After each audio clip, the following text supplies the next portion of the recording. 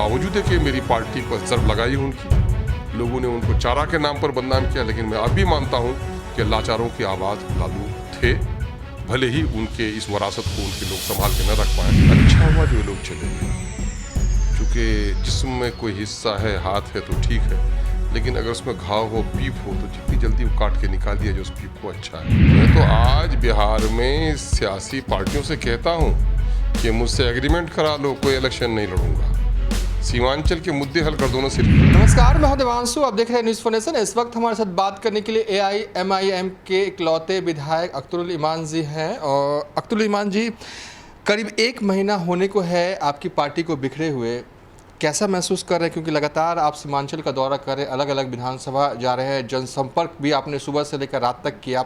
ये जो वक्त है कटाव और सुखाड़ दोनों का है सीमांचल के लिए, तो तन्हा होने से क्या तन्हा आप हुए हैं या मजबूत हुए हैं उनके जाने से? देखिए, जाने का गम तो ज़रूर है कि बहुत सींच कर हम लोग पार्टी में जीत कर ये 5 आदमी आए थे, और लेकिन ये हुआ है कि उन लोगों के कार्यकलाप को देखकर अब तो संतुष्टि होने लगी है कि अच्छा हुआ जो ये लोग चले गए, चूँकि जिस्म में कोई हिस्सा है, हाथ है तो ठीक है, लेकिन अगर उसमें घाव हो, पीप हो, तो जितनी जल्दी वो काट के निकाल दिया जो उस पीप को अच्छा है।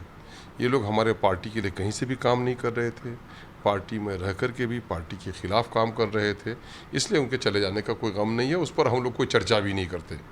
और आप जो कह रहे हैं कि पार्टी बिखर गई है, तो पार्टी संगठन से चलती है, इन 4 लोगों से नहीं चलती थी। पार्टी में संगठन के प्रभारी भी हमारे नहीं थे।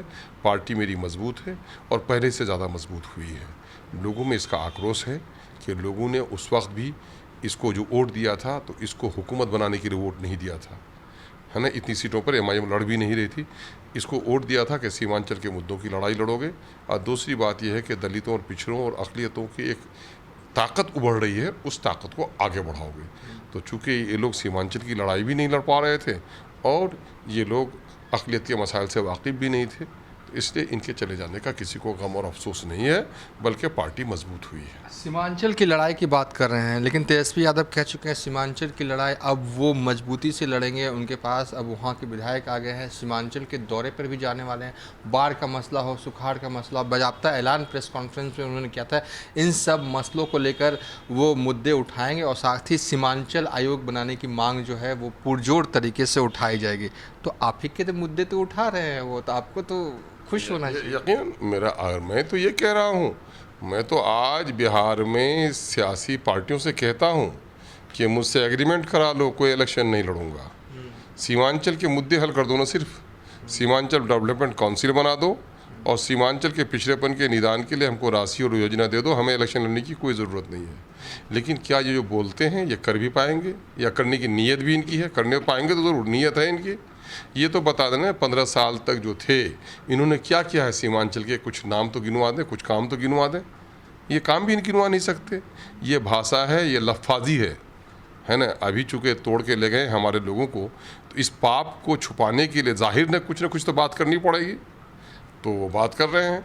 इस पाप को, बहरहाल जो पाप उन्होंने किया है, इस पाप को वो छुपा नहीं सकते। जो ज़ख्म उसने अक़लियतों को दिया है, उस ज़ख्म पे कोई मरहम नहीं लगा सकते। पूरे बिहार में अक़लियतों में इसकी वजह से गुस्सा है, गम है और रंज है। और वही नहीं बल्कि दलितों और पिछड़ों में, चूँकि जिनकी आवाज़ MIM उठाती है, उस आवाज़ को जिन लोगों ने तोड़ा है, उसके ख़िलाफ़ लोगों में काफ़ी गम और गुस्सा है। बहरहाल जाने दीजिए, इनसे हमको कोई सरोकार नहीं है। जहाँ तक सीमांचल की आपने हमें बात की, हम 2 तरफ से मारे जा रहे हैं। एक तो अर्ली सैलाब आ गया, जिसके नतीजे में 500 से ज़्यादा लोग, हमारे लोगों के घर कट गए, बल्कि पूर्णिया में तो 700 कटे हैं और दूसरे मिलाकर के 1000 से ज़्यादा हो जाएंगे। ये विस्थापित हो गए हैं और बाढ़ नियमावली के अनुसार इनको जो आपदा की सहूलत मिलनी चाहिए वो कुछ भी नहीं दी गई है। प्लास्टिक का एक टुकड़ा तक लोगों को नहीं दिया गया है। ऐसे मौके से जो चलना चाहिए था, कम्युनिटी किचन चलना चाहिए था, उनके खाने का इंतज़ाम करना था, वो भी नहीं किया गया है। इनके घर बह गए हैं, इनकी खेतियां बह गई हैं, उनका कोई मुआवजा नहीं दिया जा रहा है। ऐसे लोगों की संख्या हज़ारों में पहले से थी और हज़ारों में अब हो रही है। और अभी सूटेबल टाइम था कि जहाँ जहाँ घर कटे, जहाँ जहाँ बस्ती कटी रही है, वहाँ पर एंटी इरोजन का काम कराया जाए। बेईमानी विभाग की ये है कि 15 मई से पहले काम होना चाहिए। कहाँ सो के रहते हैं जल संसाधन विभाग के लोग?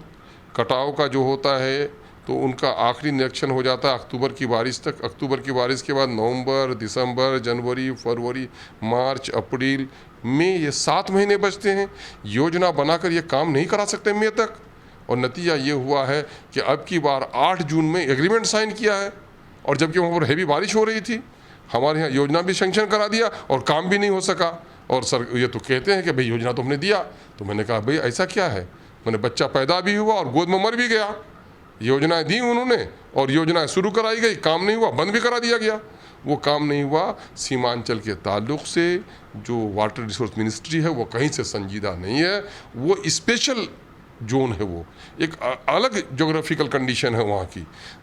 नेपाल से निकलने वाली 150 किलोमीटर की दरमियान की जितनी नदियाँ हैं वो सारी नदियाँ लगा करके अमोर, बैसा, बायसी में और टेढ़ागाछ में, दिगलमाक में, किशनगंज के कुछ हिस्सों में समाहित हो जाती हैं। इसलिए इतना जितना इरोजन वहाँ पर है, जितना कटाव वहाँ पर है, फ्लश फ्लड का मामला होता है। आया 24 घंटे में लोगों का घर साफ करके लेके चला जाता है, खेतियाँ बर्बाद होकर रह जाती हैं और उस पर कोई मुआवजा नहीं मिल रहा है। यही वो मूल कारण है। मैं जो लड़ रहा हूँ इसके लिए, यही वो बाढ़ मूल कारण है। वहाँ के पलायन का, वहाँ की निरक्षरता का, वहाँ की गरीबी का मूल कारण ये है। और उस निदान के लिए अब तक कोई पॉलिसी नहीं बनी। यही दबाव हम लोग डाल रहे हैं कि पॉलिसी बननी चाहिए। बहरहाल इस वक्त जो सबसे बड़ी ज़रूरत है कि जिन लोगों का घर कटा है उनको मुआवजा मिले, उनको राहत मिले, और उनके जो घर कटने वाले हैं वो बचाव का काम कराया जा सके। 2-2, 3-3 जगह पर धारा परिवर्तन होकर बड़ी नदियाँ छोटी नदियों में आ रही हैं। उस छोटी नदी के किनारे में जो हज़ारों की आबादी बसी हुई है, सब गोया मौत के दहाने पे है। और डिपार्टमेंट है कि दौड़ रहे हैं लोग, लेकिन काम कहीं शुरू नहीं करा पा रहे हैं। हम लोगों ने जिला अधिकारी को भी दिया है, डिपार्टमेंट को भी दिया है, लेकिन ढाक के वही 3 पात जो काम नहीं होना था, काम नहीं हो रहा है सुचारू ढंग से। अच्छा, खबर थी कि आप शायद दिल्ली जाने वाले थे लालू जी का सेहत जानने के लिए, मिलने के लिए। नहीं, फिलहाल तो दिल्ली जाने का प्रोग्राम हमारा नहीं है। हम ईश्वर से कामना करते हैं कि लालू जी अच्छे हों, सेहत उनकी अच्छी हो जाए, है ना। हम लोग बावजूद है कि मेरी पार्टी पर ज़र्ब लगाई है उनकी, लोगों ने उनको चारा के नाम पर बदनाम किया, लेकिन मैं अब भी मानता हूं कि लाचारों की आवाज़ लालू थे। भले ही उनके इस वरासत को उनके लोग संभाल के न रख पाएँ, इसलिए लालू जी के लिए हम लोग दुआ करते हैं। चलिए, थे AIM के विधायक अख्तरुल इमान। फिलहाल अभी तक के लिए इतना ही। आप देखते रहिए न्यूज़ फॉर नेशन।